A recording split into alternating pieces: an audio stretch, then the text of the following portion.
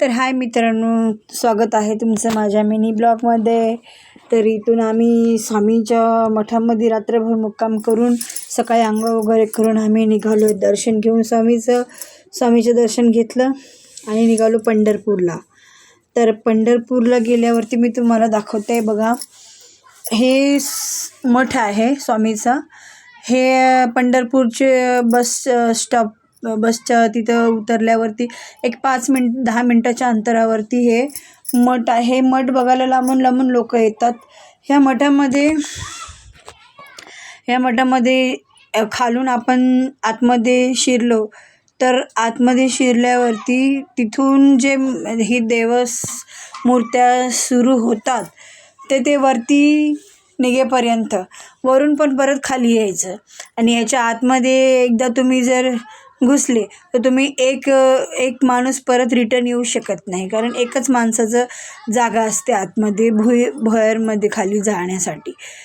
तर बघा अशी लाईन चालत होती, एकामागे एक आणि आम्ही फोटोशूट करत होतो. आणि इथे कसलंही तिकीट लागत नाही जाण्यासाठी. हे वरती दिलेलं आहे की हे काय काय ह्या लोकांनी केलेलं आहे, ऋषीमुनी कसे झाले, काय झाले.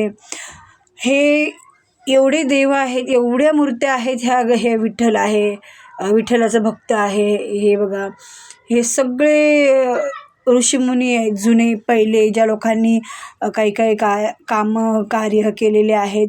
तुम्हाला सांगते, देवापासून जेव्हा माणूस धर्तीवर आला तेव्हापासून जे डॉक्टर बाबासाहेब आंबेडकर, गौतम बुद्ध, महर्षी देव, शंकर, पार्वती, हे सगळे देवांच्या अशा मूर्त्या इथे तुम्हाला बघायला मिळतील. आणि वरती त्याच्या लिहिलेलं पण आहे की त्यांनी ह्या काळामध्ये ही गोष्ट केलेली आहे. हे असं सगळं या मठामध्ये, याला मठच म्हणतात. तर हे मला खूप आवडलं. इतकं म्हणजे बघायसारखं होतं ना.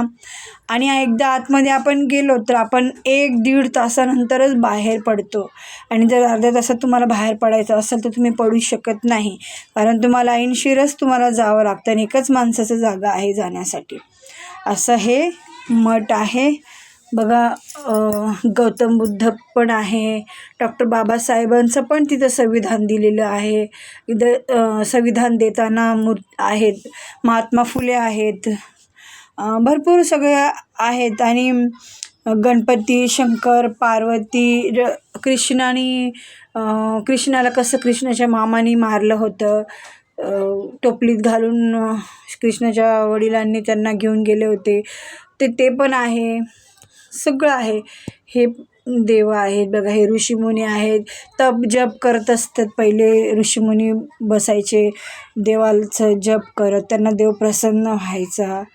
हे बघा, हे करवतीने कापत आहे डोकं. हे सगळं त्याच्यावर लिहिलेलं आहे ते कशामुळे काय काय करतात. हे एक आहे बघा, हे देवाचं मुलाला ठेसत होती एक लेडीज, ते पण आहे तिथे. सर्व असं आहे, तपस्या केलेले ऋषीमुनींनी. आणि एवढं छान वाटतं ना बघायला, असं वाटतं काय कुठे आलो आहे आपण असं. आणि एकदा आत गेलं की बाहेर पडतात. थोडीशी लाईट गेली होती मध्ये, त्याच्यामुळे हा अंधार आहे. नंतर 5 मिनिटांनी आली लाईट. लाईट गेली तेव्हा खूपच अंधार झालेला, काहीच दिसत नव्हतं. सगळ्यांनी बॅटरी लावली होती. मग लाईट आल्यावरती हे सगळं दिसायला लागलं. आणि आतमध्ये गेल्यावरती काहीच कळत नाही, असा रस्ता आहे. एकच माणूस जाऊ शकतो. हे बघा, डॉक्टर बाबासाहेब आंबेडकरांनी संविधान काढलेलं तेव्हाचे हे आहेत, मूर्त्या करून ठेवलेल्या आहेत. असं छान वाटतं ते बघायला. जुन्या लोकांनी हे संविधान दाखवत होते, बाबासाहेब आंबेडकर त्या काळाचे हे सगळे आहेत बघा. हे महात्मा फुले, हे त्यांचे मिसेस सावित्री फुले. आणि हे बघा, हे सगळे जुने आईवडिलांची सेवा करायचे, पाय दाबायचे वगैरे पहिले. आता कुठे एवढं आईवडिलांचं आहे का? आता पहिल्यासारखं काय राहिलेलं नाही आहे. पहिले असं बघून. आणि हे बाहेर वरती आलो आम्ही, आतून भुयारमधून घुसून वरती आलो. आता वरतून परत दुसऱ्या साईडने खालून जायचं आणि परत मग खालून निघणार. ह्याच्यातून मगर आहे, मगरीच्या तोंडातून खाली जायचं. खाली गेलं की परत असंच आहे तिथे. परत मंदिरं जाळ्या लावलेल्या आहेत त्या दुसरे हे मंदिरं दिसत होते, हे मोठे मोठे हे आहेत तिथे ग्रिल लावलेलं आहे, त्याच्यातून फक्त बघायचं ते. आणि तिथून खाली गेलं का मग हळूहळू हळूहळू बघा हे सगळं आहेत खाली. खाली गेलं की मग हे तपस्या हे बर्फाच्या याच्यामध्ये होते ते पहिले देव बसायचे ऋषीमुनी तपस्या करत बर्फामध्ये. आणि हे सगळं बघा नाग होता बघा कृष्णाला मारायचा.